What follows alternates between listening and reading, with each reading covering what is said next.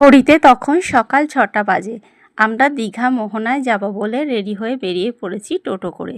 দেখো দীঘা মাছ বাজারে আমরা এসে গেছি। দেখো এখানে বড় বড় পমফ্রেট মাছ আছে, আর আছে বড় বড় চিংড়ি মাছ। এখানে আছে অক্টোপাস, আর এটার কি নাম আমার জানা নেই। কিছু চিংড়ি মাছও আছে, আর বিভিন্ন রকম কাঁকড়াও আছে, আর বিভিন্ন রকম মাছও আছে। আর এখানে ছিল ইলিশ মাছ, বিভিন্ন রকম দামের ছিল। ছোট ইলিশের 700 টাকা কিলো ছিল, আর বড় ছিল 1500 টাকা কিলো।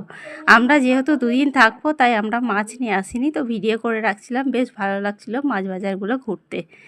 কেমন লাগছে অবশ্যই কমেন্ট করে জানিও। আর এখানে দেখো শুকনো মাছও বিক্রি হয়েছে। আর এটা কি তোমরা কমেন্ট করে জানিও। চিংড়ির কোনো জাত হবে হয়তো, আমি জানি না এটা কি নাম, তোমরা কমেন্ট করে জানিও। এরপর চলে আসছি মোহনার দিকে। দেখো মোহনার দিকে যাচ্ছি, এখানেও কিছু মাছ ছিল। আর এখানে টেবিল পাতা আছে, এখানে দোকানপাটি বসবে পরে। এখন যেহেতু সকাল 7টা বাজে, সব দোকান বসেনি, তবে সকালবেলা লোক চলে আসে এখানে সূর্যোদয় দেখবে বলে। বিভিন্ন রকম দোকানপাটিও বসে গেছে।